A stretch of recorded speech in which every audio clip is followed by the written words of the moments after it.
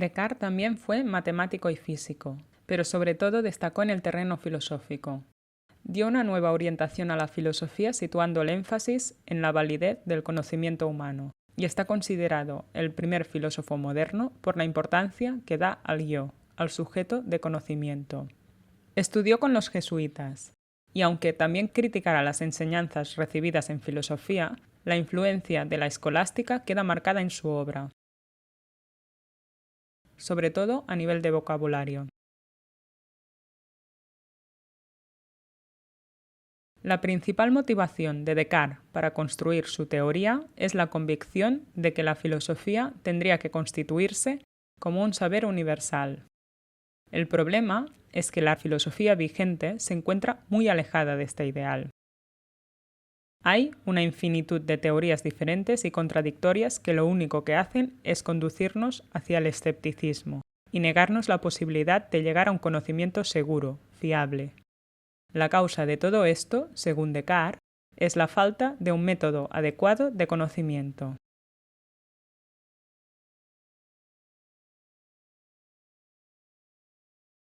Esta convicción lo condujo a escribir su obra filosófica, de la cual destacaremos 3 libros: El discurso sobre el método,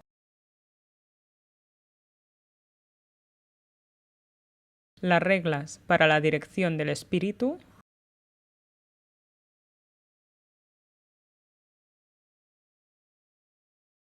y Las meditaciones metafísicas, obra a partir de la cual articularemos el esquema de su pensamiento.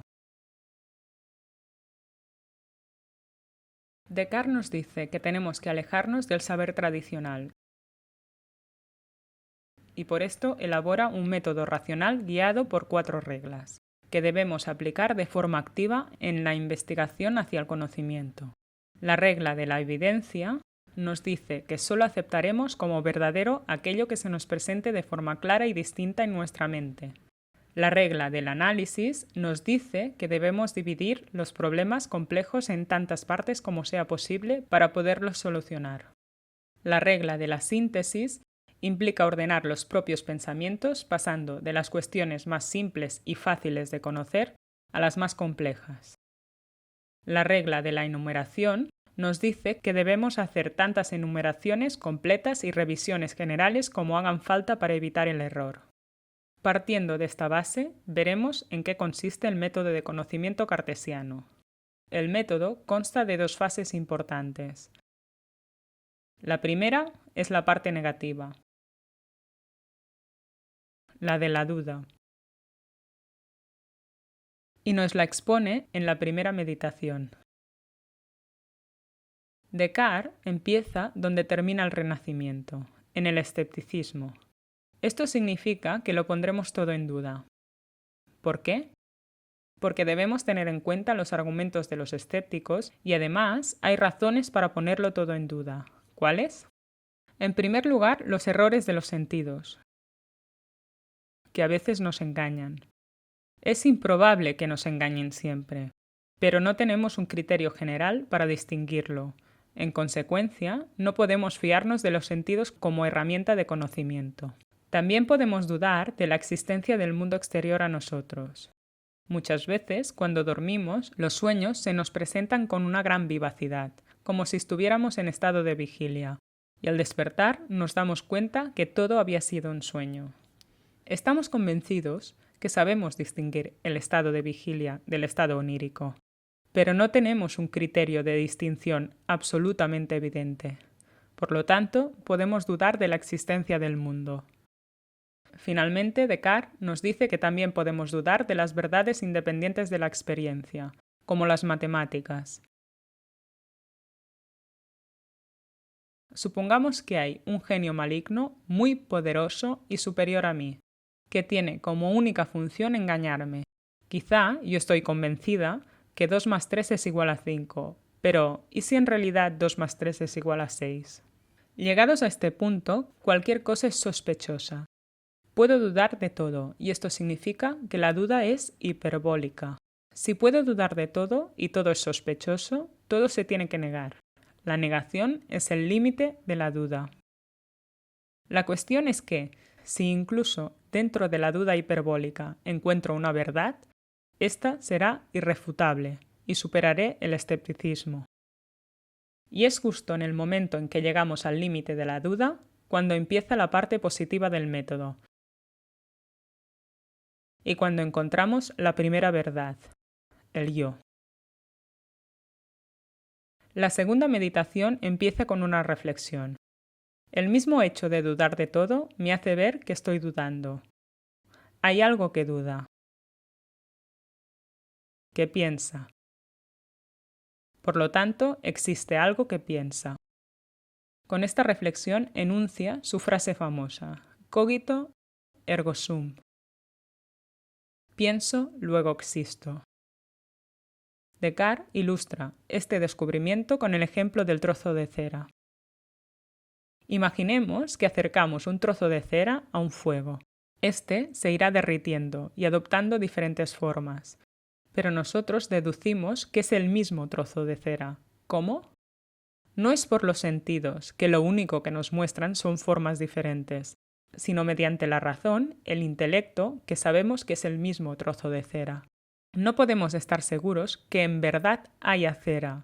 Dudamos de la existencia del mundo, pero queda claro que yo pienso en la cera y que por lo tanto existe algo que piensa.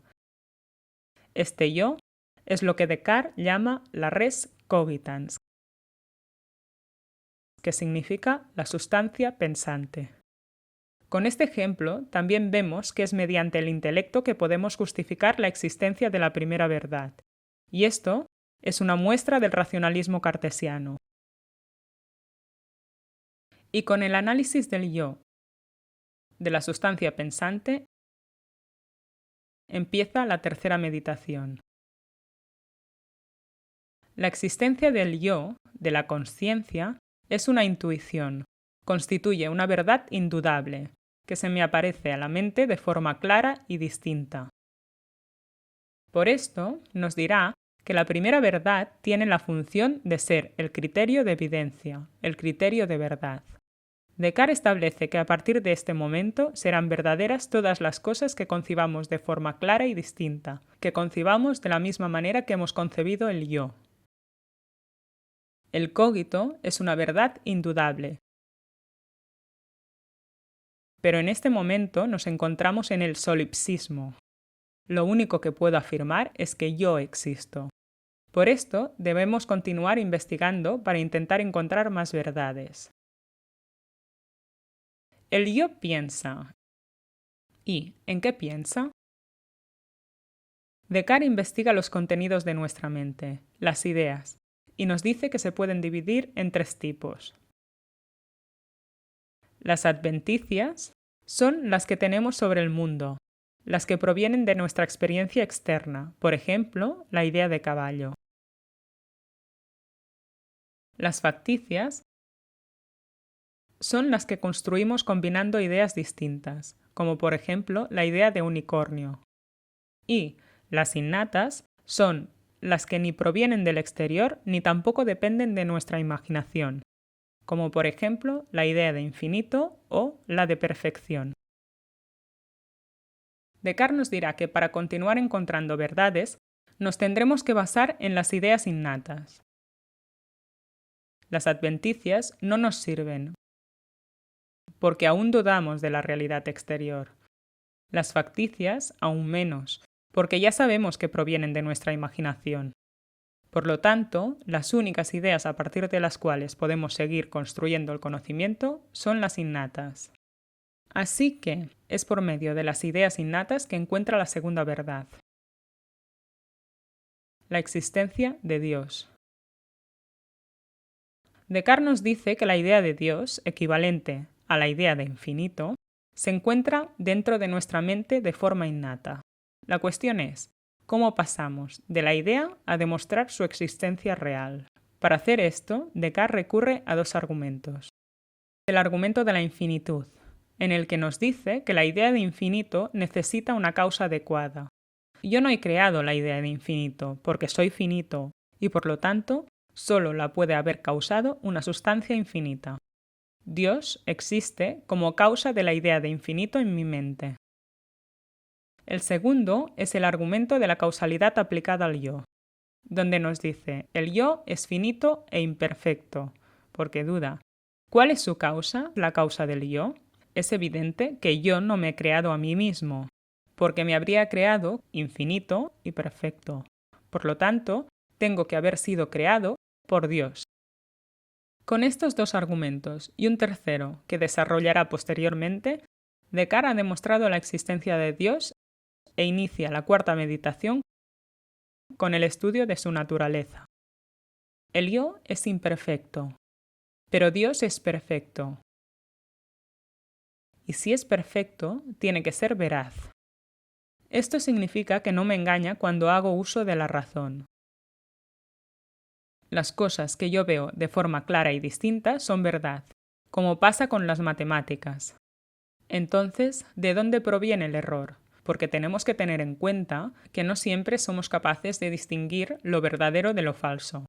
El error no puede venir del entendimiento, que es limitado. Si nos acogemos a la regla de la claridad y la distinción, el entendimiento no falla. Por lo tanto, tiene que provenir de otro lugar, y Descartes lo sitúa en la voluntad, que es ilimitada. Siempre que intentemos ir más allá de lo que nos puede demostrar el entendimiento, estamos utilizando la voluntad, y ésta nos inducirá al error si trata de realizar juicios sobre cosas que no conoce. Con esta reflexión se anula la hipótesis del genio maligno, o Dios engañador, porque Dios es veraz, no nos engaña. La duda deja de ser hiperbólica, y Dios, en tanto que sustancia veraz y perfecta, pasa a convertirse en el criterio de verdad.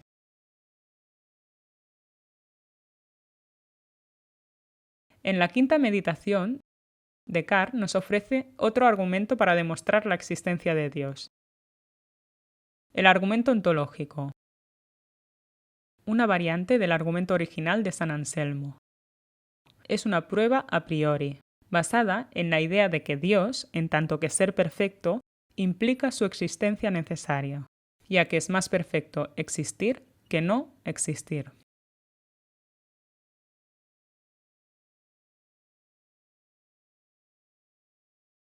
Después de demostrar la existencia de Dios, Descartes pasará a examinar la tercera verdad, la existencia del mundo y de las cosas materiales, entre las cuales hay el cuerpo y los sentidos. En la sexta meditación, nos dirá que si nos examinamos a nosotros mismos, podemos ver que nuestro cuerpo es distinto a nuestra mente, al yo, que se caracteriza por el pensamiento. Como Dios es veraz y omnipotente, es perfectamente capaz de crear dos sustancias diferentes. El mundo, que incluye el cuerpo, es una sustancia que se caracteriza por la extensión. Es la res extensa. Aquí Descartes nos ofrece una visión mecanicista de la realidad física. El mundo sería como una gran máquina compuesta exclusivamente de piezas extensas en movimiento. Así que yo, Dios y el mundo son sustancias. ¿Y cómo define Descartes la sustancia? Nos dirá que sustancia es una realidad que existe por sí misma, sin necesidad de nada más. Con la aplicación del método cartesiano y sus reglas se demuestra la existencia de tres realidades, de tres sustancias. Siguiendo el ordo cognoscendi y el ordo exponendi, el orden del conocimiento o de exposición, en primer lugar hemos descubierto la existencia del yo, pero en el ordo essendi, el orden del ser, el primer lugar lo ocupa la res infinita, Dios, en calidad de creadora de las otras sustancias. La res cogitans, el yo, y la res extensa, el mundo. Estrictamente, la definición de sustancia